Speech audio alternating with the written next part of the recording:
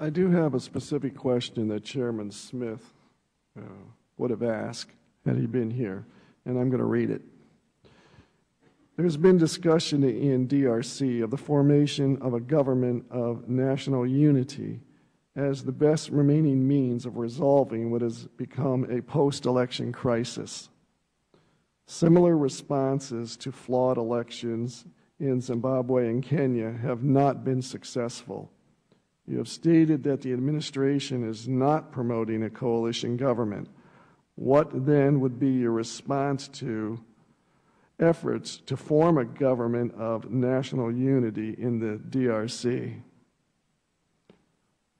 Ambassador? I alluded to it a little bit earlier, but it's not so much a coalition, it's an inclusive government. I think that in itself will help support the aspirations of the people of the Congo and make really what I think you, Congressman, have raised with the idea of the Arab Spring is what President Obama said in Ghana 3 years ago. And the fundamental pillar of our relationship is to ensure that there's democratic values. In other words, governments that are accountable to the people. And through an inclusive government, to have the Congolese government accountable to all factions, whether supporters of Tshisekedi, supporters of Camara, supporters of Kabila. That's really the fundamental issue that we're looking at. And I'm sorry the other person left because everyone, it doesn't matter the ages or whatever, the aspirations, I think are there to bring about a better tomorrow for the people. As you, Congressman Payne, have always done throughout your time in Africa. And that's what we're trying to achieve here as well. In getting to closing here, what bang are we getting for our buck here in the United States? And what other countries and to what extent are they contributing to these efforts? I should really let the bucks talk, but let me just say 20 seconds worth of framing. I think it is important to underscore the importance of the value of our investments in preserving stability in the places where stability is and allowing the incremental progress in law enforcement and justice. And to remove investments would cause backsliding. And so I think it's often difficult to value, and no one wants to overvalue keeping the ball where it is on the field, but losing yardage is really expensive, and we're always trying to push it down the field. So I just want to underscore the importance of the investments that we're making on things like building the judicial sector, helping train them to investigate SGBV, helping them reform the way that they manage prisons, et cetera. All those things are having an impact, even if the progress is still very incremental. It's absolutely critical that we not penalize the Congolese people because of the way in which elements of a government did or did not execute this election. So as we think about, compared to other parts of the continent, we've actually invested or investing relatively little.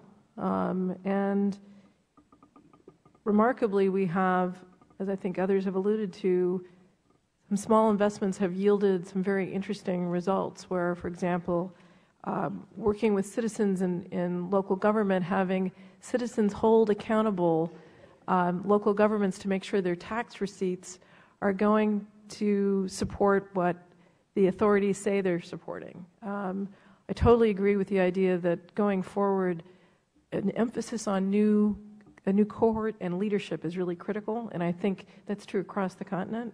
I think that's true in this country. That is a sort of, those two pillars of leadership and the kind of open government are ways in which we're doing what is usually called good governance work in a kind of 21st century way, layering on the use of technology and making sure citizens have voices. But it's really critical that we not, as of course you asked the question of bang for buck, that we not, the answer comes out that we're going to cut. We need to be thinking about how we support Congolese people going forward. Please keep a very, very stern eye on our tax dollars as if that money were coming out of your individual pockets. Please. And my last question or looking for a remark from you, what do we do about the Central African Republic coming over into the borders and kidnapping people, and even on the east, other countries coming in? The LRA. Be more specific, thank you. Going into the DRC and actually doing mining. Yeah, and that's again the hope that our Special Forces unit will bring as far as training and capacity building and enhancement. But more important is talking to our ambassador Larry Wallers in the area. He's been able to talk to the presidents and the people and work very closely with them. You know, as far as the number of attacks are way down in the area, the number of groups that are leaving the LRA to go to reconciliation has been up, and so I think that part has been a progress. You want to add? My only addition would be that it continues to be a driving concern. The help, the assistance we're giving in order to go after the LRA, the assistance in training, is important, and particularly important for the DRC, because even though the attacks are down, as the ambassador said, down to 278 in 2011 from 306 the year before, 80% of those attacks are still happening in the DRC.